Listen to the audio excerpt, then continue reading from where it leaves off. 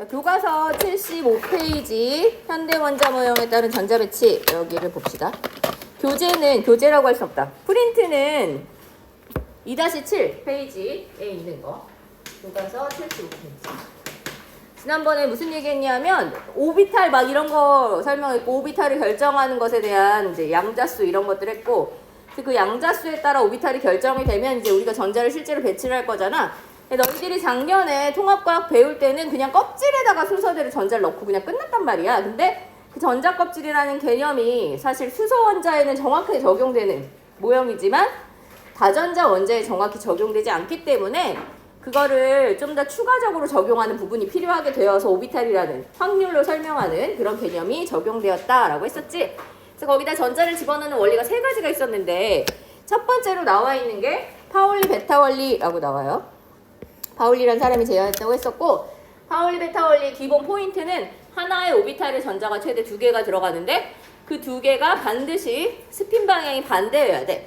왜냐하면 똑같은 아이가 2개가 들어가면 반발력이 너무 커져서 같이 존재할 수가 없어. 마이너스끼리 원래 붙어있는 것 자체가 말이 안 되잖아. 그런데 2개까지 들어갈 수 있는 이유는 전자가 자전하는 스핀의 방향이 2가지가 있어서 다른 방향이 들어가면 서로 반발력을 약간 줄여주는, 상쇄시켜줄 수 있기 때문에 이게 가능하다 이렇게 얘기했었단 말이야.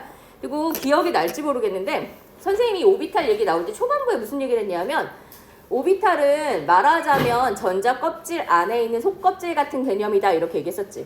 선생님이 오비탈 얘기할 때 막 택배 상자를 비유했던 거 기억나? 선생님 화장품을 인터넷으로 주문을 해. 그럼 택배로 받잖아. 그러면 겉에 택배 상자를 딱 받게 돼. 택배 상자가 껍질 개념이라고 생각하면 된단 말이야. 근데 그 껍질에 그걸 열면 바로 화장품이 딱 나오는 게 아니라 택배 상자를 뜯으면 그 안에 화장품이 담긴 상자가 나오잖아. 화장품은 원래 본 상자가 나오고 그 상자를 열어야 그 안에 화장품이 있단 말이야. 그래서 그런 화장품을 전자라고 생각을 하면 화장품이 실제로 담겨있는 그 화장품의 실제 케이스, 그 상자가 오비탈이다. 이렇게 생각하면 조금 감이 올 수 있어요. 그래서 실제로 전자가 들어가는 어떤 부분들이다. 그래서 실제로 전자가 존재할 수 있는 것을 우리가 확률로 나타낸 건데 매번 확률을 따지면 계산을 하면 막 그렇게 하기가 어려우니까 우리가 그냥 추상적인 애를 모형의 형태로 만들어서 상자로 표현해 준단 말이야. 그래서 우리가 전자를 상자에다 집어넣는 것처럼 표현할 거고 그 상자를 전자를 화살표로 표시해서 화살표를 전자로 집어넣게 된다.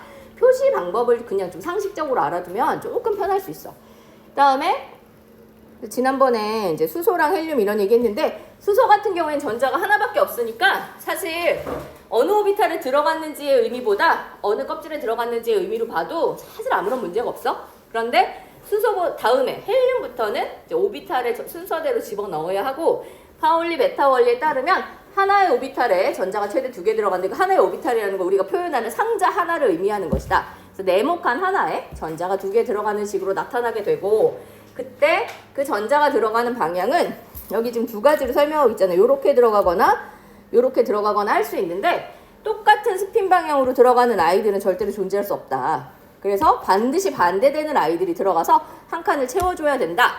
맥시멈 2개가 중요한 것도 있지만 스핀 방향이 반대의 아이가 들어가야 한다라는 것도 되게 중요하고 이렇게 들어가다 보니 결국 여기 있는 이 전자 2개는 하나는 플러스 2분의 1의 스핀자기 양자수라고 치면 다른 하나는 마이너스 2분의 1의 스핀자기 양자수잖아. 양자수가 다른 아이들이 들어간다라고 생각하면 돼. 그래서 오비탈에 들어가는 전자들의 양자수가 완벽하게 다 똑같을 수는 없다. 하나의 원자에 전자를 배치하게 되면 한 칸에 들어가 있으면 사실 1s의 전자가 들어가면 그 1s 오비탈까지는 모든 양자수가 똑같지만 거기 들어가는 2개의 전자의 스핀자기 양자수가 다르니까 양자수의 차이가 생기게 돼요. 오비탈, 전자배치 오비탈 표시법에서 요거는 얘기했었잖아. 앞에 숫자가 써 있어. 몇 번째 껍질에 있는 오비탈이냐 그래서 주양자수를 앞에 숫자를 쓰고 그 다음에 어떤 오비탈이냐 써준 다음에 거기 전자가 몇 개 들어갔느냐를 이 오른쪽 위에다가 써줄 거예요. 그래서 표시 방법을 잘 기억해 두면 돼. 그러면 헬륨 같은 경우에는 전자가 2개 있고 첫 번째 껍질의 전자가 이렇게 채워지게 될 거잖아. 그러니까 얘를 저 표시법대로 쓰면 첫 번째에 있는 s 오비탈에 전자가 몇 개 들어있다, 2개 들어있다 이런 식으로 쓴다는 거야. 그래서 이 오른쪽 위에가 전자가 그 오비탈에 몇 개 들어있는지를 의미한다. 앞에 있는 건 주 양자수 몇 번째 껍질이나 의미한다. 요거 알아두고, 그리고 바닥 상태, 들뜬 상태의 개념을 좀 알아두는데, 앞에서는 전자가 에너지를 받아서 다른 껍질로 올라가면 들떴다라고 말했잖아. 그런데 이제 오비탈 개념으로 설명할 때는 뭐라고 얘기하냐면, 전자를 채우는 원리에서 어긋나는 아이들, 전자를 채우는 원리에 어긋나는 아이들 중에 존재할 수 있는 경우를 우리가 들뜬 상태라고 말한다. 요렇게 기억해 두면 돼. 물론 파울리 베타 원리는 그 원리에서 어긋나면 존재할 수 없어요. 그래서 파울리 베타 원리에 어긋나면, 예를 들어 앞에 나왔던 것처럼 똑같은 스핀 방향 두 개 들어가는 거 절대로 있을 수 없다고 했지? 그리고 또 뭐가 있을 수 없냐 하면, 두 개보다 많은, 예를 들어 세 개의 전자가 하나의 오비탈에 들어가는 일, 이런 것도 있을 수가 없어. 그래서 파울리 베타 원리에 어긋나는 경우에는 존재가 불가능한 상태가 되지만, 그게 아니라 다른 원리 두 가지에 어긋나는 경우에는 우리가 들뜬 상태라고 말해주는데, 그 두 가지 원리 중에 하나가 싸움 원리라고 했었지. 이거 에너지가 낮은 데부터 순서대로 채우라는 거였어. 그래서 너희 여기 주기율표에 갑자기 뭐 오비탈의 전자가 채워지는 순서 이렇게 써 있는데, 에너지 라인이 이렇게 되어 있다는 거야. 선생님이 앞에서 그렸던 에너지 라인은 어디까지 있었냐면 한 4p 정도까지만 선생님이 그렸었거든. 그래서 1s가 에너지가 제일 낮고, 그 다음에 2s, 2p, 3s, 3p 다음에 3d보다 4s 에너지가 좀 더 낮기 때문에 4s를 먼저 채우고 3d를 채우고 나서 4p를 채우는데, 그 뒤에 쟤처럼 순서대로 가는 거야. 4p 다음에 p 오비탈, 네 번째 껍질은 s 오비탈, p 오비탈, d 오비탈 다음에 사실 f 오비탈이라는 애도 있는데, 이 에너지 라인이 다섯 번째 껍질에 있는 다른 오비탈하고도 에너지가 막 엉켜. 왜냐하면 껍질의 에너지 간격은 점점 줄어드는데, 껍질의 주양자수가 커질수록 오비탈은 점점 많아지다 보니 간격이 뒤죽박죽 돼버리는 거예요. 그래서 네 번째 p 오비탈을 채우고 나면 네 번째 d 오비탈로 바로 가는 게 아니라 다섯 번째 s 오비탈에 먼저 전자를 채우는 이런 상황이 벌어지더라는 거지. 그래서 채우는 순서가 이렇게 점점 뒤로 올라가게 되는데, 우리 여기까지 안 하고 선생님이 지금 파란 라인 그렸잖아. 4p 채우는 것까지 정도는 할 거예요, 수업 시간에. 그리고 거기를 채우다 보면 여기 나와 있는 여기 왜 무슨 오비탈이 왜 써있나, 요거에 대해서 뒤에 전자를 채워보고 나면 이해할 수 있어. 그래서 여기는 좀 뒤에서 하고 돌아와서 다시 보도록 할게. 싸움 원리, 에너지가 낮은 데부터 순서대로, 에너지가 낮은 껍질부터 채우는 게 아니라 에너지가 낮은 오비탈부터 전자를 순서대로 채운다. 요거를 기억해 두면 돼요. 그리고 마지막 원리가 훈트 규칙이라고 했었지? 훈트 규칙은 안정도를 찾아가는 규칙이야. 그래서 이거는 균형을 맞추는 걸 되게 중요하게 생각해. 그런데 s 오비탈은 어차피 한 칸이니까 균형이고 자시고 할 게 없는데, 똑같은 에너지를 가지면서 방향성이 여러 개인 애들, 예를 들어 p 오비탈 같은 애들, p 오비탈은 에너지는 같은데 방향이 세 개라 우리가 그걸 세 칸으로 표시해 주잖아. 에너지가 똑같아.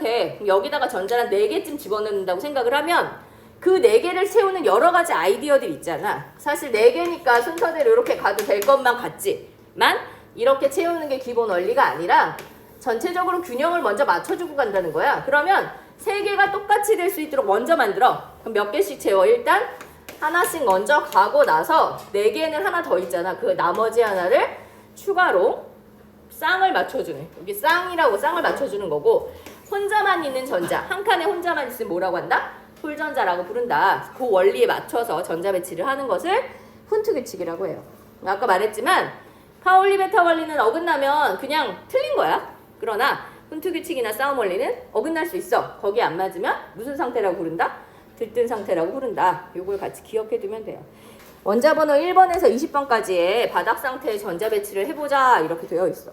여기 그림 보니까 70페이지, 79페이지에 있는 그림에 상자로 다 일단 해놨지? 1s, 2s, 2p, 그 다음에 3s, 3p 다음에 뭐가 있어?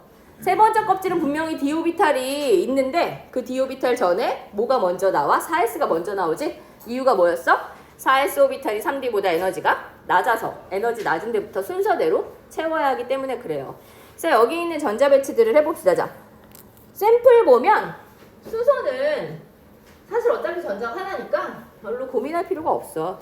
수소는 첫 번째 S오비탈에 그냥 전자 하나 채우면 돼요. 이때 이 화살표를 위쪽 화살표로 그리는 게 기본적으로 많이 하는 케이스긴 하지만, 아래쪽 화살표로 그려도 상관이 없어. 그 위쪽을 먼저 그리냐 아래쪽을 먼저 그리냐는 정해진 원리는 없다고 했었지. 그리고 이걸 우리가 쓸 때 어떻게 써? 첫 번째 SO비탈에 전자가 몇 개 들어있다? 하나 들어있다. 이렇게 써준단 말이야. 그 다음에 헬륨도 아까 했지, 헬륨도 첫 번째 SO비탈에 전자를 얘 2번이니까 2개 넣을 건데 다른 스핀 방향의 전자들을 채워야 한다. 그럼 이걸 어떻게 쓴다? 1SO비탈의 전자가 2개 들어있다. 이렇게 써주는 거지.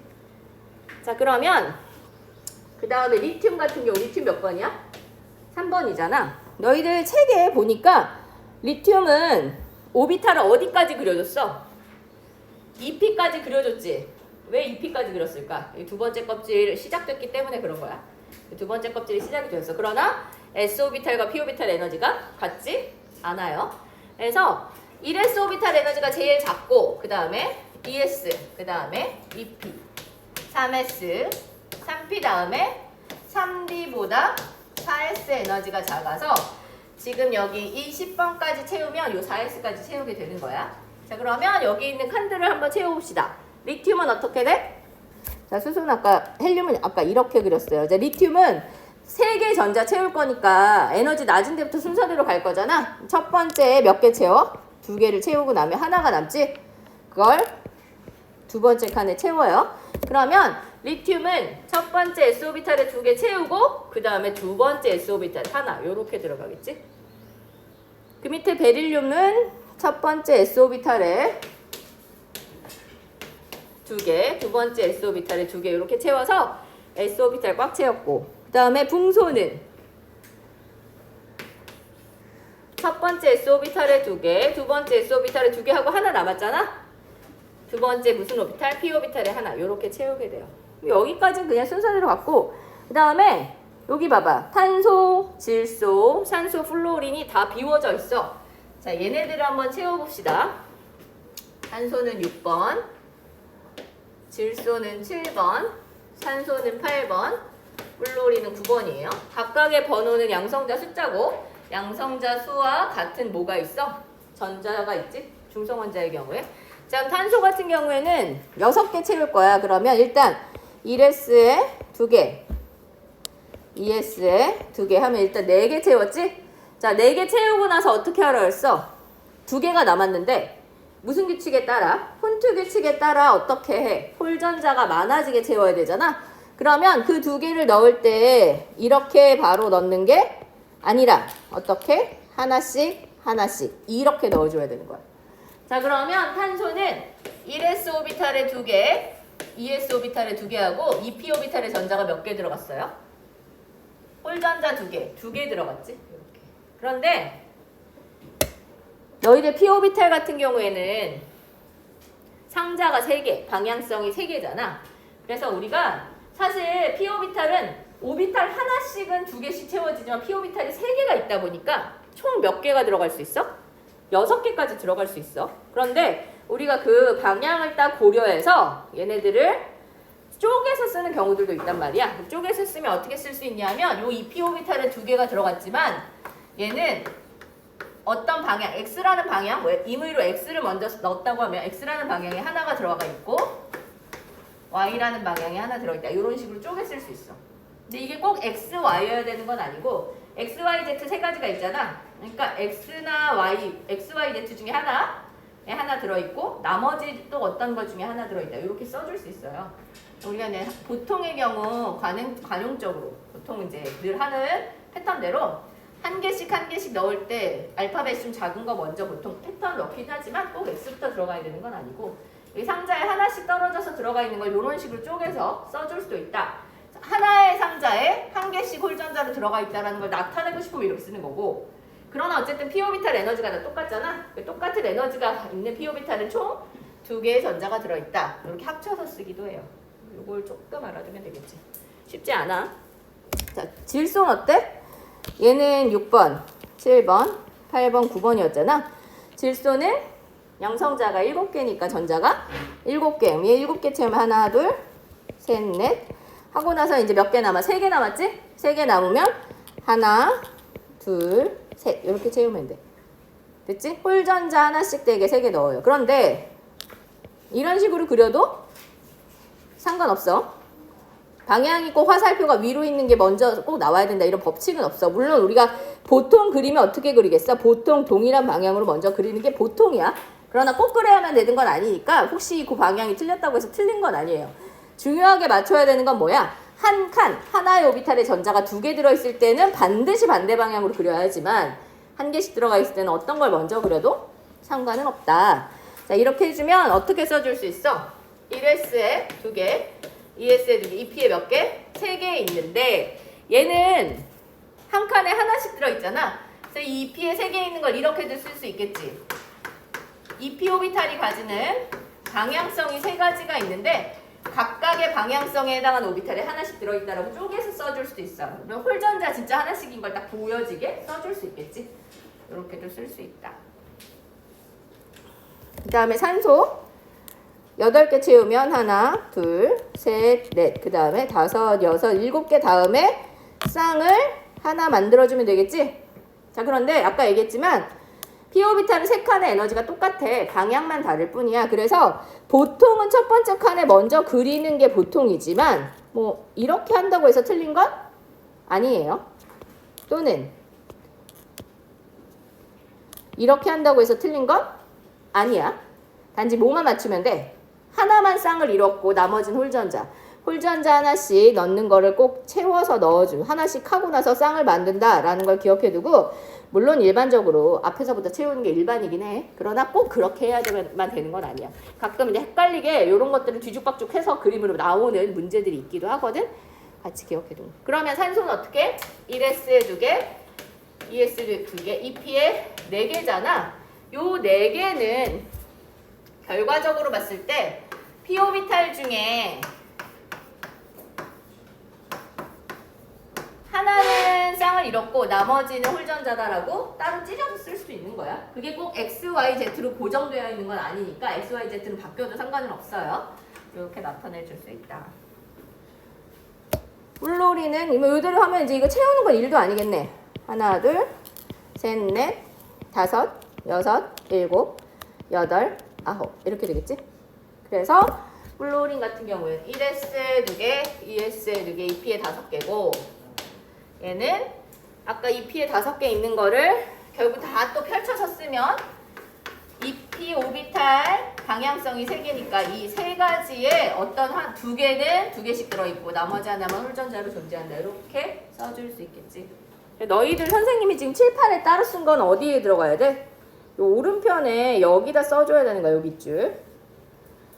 헬륨은 수소는 원자과 전자가 몇 개야? 하나. 헬륨은 몇 개? 우리 0이라고 하지 원자과 전자? 왜? 첫 번째 껍질 어떻게 했어? 다 채웠잖아. 그래서 그 껍질에 해당하는 오비탈을 다 채우면 우리가 0이라고 하는데 사실 뭐 다 채운다는 개념이라기보다 원래는 몇 개 채우는 걸 원칙으로 해. 8개인데 헬륨은 워낙 작은 아이니까 2개로도 그냥 넘어가 주는 거지. 그 다음에 리튬은 가장 바깥쪽 껍질에 원자과 전자가 들어있는 게 1개. 원자과 전자 1개가 되겠지. 베릴륨은 원자과 전자 2개. 그럼 붕소는 원자과 전자가 몇 개야? 원자과 전자는 가장 바깥쪽 껍질에 들어있는 전자의 개수를 말하는 거니까 몇 개야? 3개. 그렇게 치면 탄소는 4개, 질소는 5개, 산소는 6개, 플로리는 7개 이렇게 원자과 전자 숫자를 따질 수 있고 원자과 전자는 가장 바깥쪽 껍질에 있는 아이들의 개수로 따져준다. 그럼 주양자 수가 가장 큰 아이들에 있는 오비탈에 전자의 개수 총 다 더하면 걔네들의 원자과 전자 수가 되겠지? 그렇게 따지면 돼. 그 다음에 이런 걸 물어볼 수도 있지. 홀전자가 몇 개냐? 예를 들어 질소 홀전자 몇 개야? 이렇게 물어봐. 홀전자 아까 뭐였어? 오비탈에 혼자 있는 전자잖아. 홀전자, 질소 홀전자 몇 개야? 3개지? P오비탈에 하나씩 들어있으니까 홀전자가 3개. 뭐 예를 들어 플로린의 홀전자가 몇 개냐? 플로린은 1개만 있는 것은 하나밖에 없잖아. 플로린의 홀전자는 하나. 이런 식으로 홀전자의 개수, 원자과 전자의 개수 이런 거 따질 수 있어야 돼요. 자, 그 다음에 그 뒤에 네온 있는데 네온은 10번이고 네온의 전자 배치는 책에 나와 있어. 완벽하게 어떻게 돼 있어? 다 차 있네. 그래서 네온의 경우에는 1S에 2개, 2S에 2개, 2P에 6개고 그 6개가 어떻게 채워져 있다? 꽉 차게 채워져 있다. 이렇게 되어 있지. 자, 그러면 가장 바깥쪽 껍질에 있는 전자는 8개긴 하지만 우리가 이런 애들 가장 바깥쪽에 8개 채워진 애들 무슨 족이라고 불러? 18쪽에 무슨 원소라고 불러? 무슨 기체? 비활성 기체라고 하잖아. 반응 잘 안 하는 애들 따로 빼서 얘기하잖아. 그럼 원자과 전자 몇 개로 취급하기로 했어? 8로 안 하고 0으로 취급하기로 했지. 반응에 참여는 의미를 가진 애들이 없다라는 개념으로 원자과 전자 0인 그런 아이들이에요. 뒤에서 이온, 우리 어차피 이온 전자 배치할 때 한번 설명할 건데 이런 게 있어. 풀필드, 헬필드 이런 애들 있어. 풀이 뭐야? 풀 꽉 차있지. 필드가 채워지는 거잖아. 꽉 채워져. 헬프는 어떻게 돼 있어? 절반 채워져 있는 거지. 전자 배치에서 사실은 꽉 채워져 있는 거 제일 좋아해. 오비탈의 전자가 꽉 차는 게 제일 좋아. 그러면 네온 같은 경우에는 가장 바깥쪽 오비탈에 전자가 꽉 차 있지. p 오비탈 6개 꽉 찼잖아. 그 다음에 그 앞에 있는 애도 물론 그 앞에 있는 애 싸움 원리에 따라 순차적으로 채워지니까 당연히 꽉 차겠지만 가장 바깥쪽에 오비탈이 꽉 차 있는 거 되게 좋아해요. 풀필드 되게 좋아해. 그래서 비활성 기체들을 굉장히 선호하는 거야. 그 다음에 질소는 어때? 질소는 2p 오비탈에 전자가 하나씩 들어가 있지. 상자로 그려주면 어떻게 돼요? 이렇게 됐었잖아. 2개씩 들어가야 되는데 하나씩 순서대로 다 맞춰서 균형이 딱 맞아 있지. 질소 같은 애들은 뭐라고 할 수 있냐면 헬프필드라고 할 수 있어. 원하는 전자 배치에 딱 절반이 들어가 있는 거야. 에너지가 똑같은 그 오비탈에 전자가 꽉 차게 채워졌거나 아니면 균형적으로 절반이 채워졌거나 이런 것들을 굉장히 선호해요. 요거는 나중에 주기율표에서 이 원자들 그 족의 성질들 패턴을 연구할 때 그 공부할 때 다시 한번 나올 거예요. 이런 용어가 있구나. 나중에 다시 한번 설명할게요. 자, 여기까지 해서 2주기 끝났어. 그러면 그 다음에 2P까지 끝났으면 그 다음에 전자가 하나 더 들어가게 될 땐 당연히 어디다 채워야 돼? 이제 2P 끝났으면 그 다음 3S에다 채워야 되잖아. 그래서 여기 나트륨, 마그네슘, 알루미늄 이런 애들은 책에 보면 세 번째 껍질에 있는 오비탈이 그려져 있는데 세 번째 껍질은 원래 3S, 3P 다음에 모두 있어야 되는데 3D 있어야 되는데 3D 안 그려놨어. 왜 그래? 3D는 누구보다 에너지가 높아서 그래. 4S보다 에너지가 높아서 일단 채우는 순서에서 뒤로 밀렸어. 그래서 3P까지 먼저 채워요.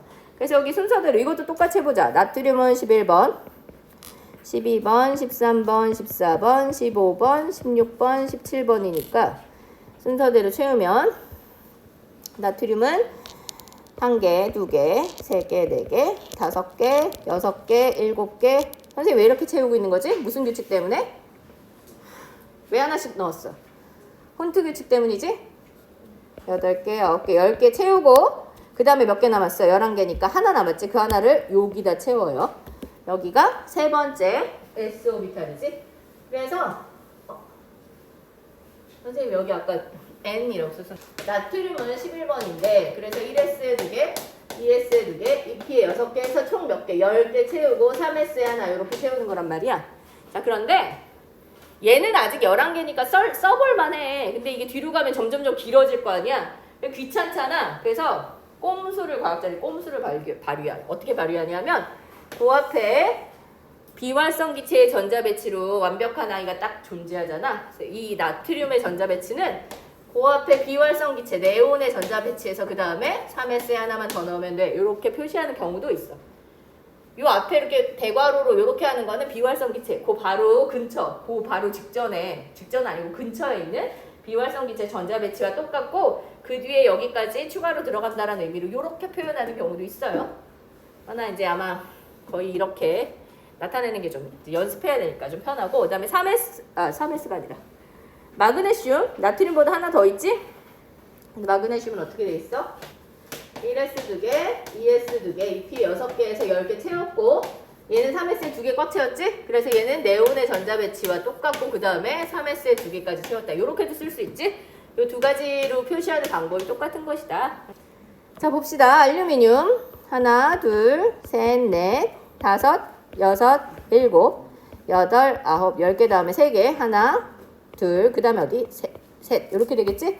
그래서 알루미늄은 1S에 2개, 2S에 2개, 2P에 6개, 3S에 2개까지 채우고 나면 하나 남은 걸 3P에 하나 이렇게 넣는다. 이거는 네온하고 똑같고 그 다음에 3S에 2개, 3P에 하나 이렇게 써줘도 사실 상관은 없다. 너희가 이것만 잘 찾아내면 돼. 됐어? 그 다음에 SI가 뭐야? SI? 규소. 규소는 어때요? 하나, 둘, 셋, 넷, 다섯, 여섯, 일곱, 여덟, 아홉, 열 하고 4개 남았지? 하나, 둘. 그 다음에 여기 P오비탈에 전자 2개 넣을 건데 어떻게 넣어야 돼? 홀전자가 많아지게 한 개씩 먼저 넣는 거야. 이거 알아야 되겠지? 그래서 규소 같은 경우에 1S에 2개, 2S에 2개, 2P에 6개, 3S에 2개, 3P에 몇 개? 2개 이렇게 된다. 얘는 네온의 전자 배치와 똑같고 3S에 2개, 3P에 2개로 이렇게 되어 있다. 질문을 하면 원자과 전자가 몇 개야? 이렇게 물어보면 원자과 전자는 가장 바깥쪽 껍질에 위치하는 거니까 몇 개? 4개. 홀전자가 몇 개야? 라고 물어보면 홀전자는 무슨 오비탈에 있는 아이가 홀전자야? p 오비탈 하나씩 들어있는 애들이 홀전자지? 홀전자는 2개. 이렇게 알 수 있겠지? 그 다음에 인 1개, 2개, 셋, 넷, 다섯, 여섯, 일곱, 여덟, 아홉, 열, 열하나, 열둘, 열셋, 열넷, 열다섯. 이렇게 채워주면 되지? 그래서 E는 1S에 2개, 2S에 2개, 2P에 6개, 3S에 2개하고 3P에 지금 3개 채웠어요. 얘네들이 다 홀전자구나. 그리고 이거 아까 네온의 전자 배치와 여기까지 똑같고 그 다음에 3S에 2개, 3P에 3개 이렇게 들어있다. 너 지금 뭐 다 똑같이 가면 돼. 여기 황 하나, 둘, 셋, 넷, 다섯, 여섯, 일곱, 여덟, 아홉, 10개 다음에 하나, 둘, 셋, 넷, 다섯 하고 이제 쌍은 이 3개 중에 아무 데나 먼저 쌍을 이루어도 되는데 보통은 왼쪽부터 순서대로 가요. 이렇게. 염소도 하나, 둘, 셋, 넷, 다섯, 여섯, 일곱, 여덟, 아홉, 열, 열하나, 열둘, 열셋, 열넷, 열다섯 하고 2개 더 있으니까 16, 17 이렇게 되겠지? 순차적으로 들어가는 표시 방법 잘 기억해 둡시다. 1S에 2개, 2S에 2개, 2P에 6개, 3S에 2개, 얘는 3P에 4개고 염소는 1S에 2개, 2S에 2개, 2P에 6개, 3S에 2개, 3P에 5개고 그 다음에 이제 마지막 아르곤 18쪽에 해당하는 애잖아. 얘도 채우면 하나, 둘, 셋, 넷, 다섯, 여섯, 일곱, 여덟, 아홉, 10개 다음에 열하나, 열둘, 열셋, 열넷, 열다섯, 열여섯, 열일곱, 열여덟. 그래서 P오비탈까지 꽉 찼어. 아르곤은 1S에 2개, 2S에 2개, 2P에 6개, 3S에 2개, 3P에 6개고 아까 말했듯이 원자과 전자 몇 개야? 그러면 황은 6개, 염소는 7개, 아르곤은 0개 이렇게 얘기하지? 비활성 기체 S랑 P가 꽉 차게 들어가 있으면 반응에 참여하는 아이들이 따로 영향력이 있는 애가 없어서 원자과 전자를 0이라고 한다. N이 1이면 S오비탈만 있다는 걸 배웠지? 1S. N이 2면 2S와 2P. N이 3이면 3S와 3P와 3D. N이 4면 4S와 4P와 4D와 그 다음에 4S라는 애가 있고 뭐 이런 식으로 점점 더 오비탈이 많아질 건데 에너지 순서가 여기가 뒤집어지다 보니 지금 3P까지 채우고 나서 그 다음에 3D로 들어가는 게 아니라 4S로 들어가야 하더라는 거잖아. 그래서 그 밑에 19번, 20번 전자 배치는 4S까지 상자 하나만 더 놔주고 끝내버렸어. 자, 그래서 이것도 채워봅시다. 칼륨은 채웠지? 4S 하나 더 들어갔고 칼슘은 20번이잖아. 하나, 둘, 셋, 넷, 다섯, 여섯, 일곱, 여덟, 아홉, 10개 하고 열하나, 열둘, 열셋, 열넷, 열다섯, 열여섯, 열일곱, 열여덟, 열아홉, 20 이렇게 채웠지? 전자 여기까지는 20번까지 세우는 건 일도 아니야.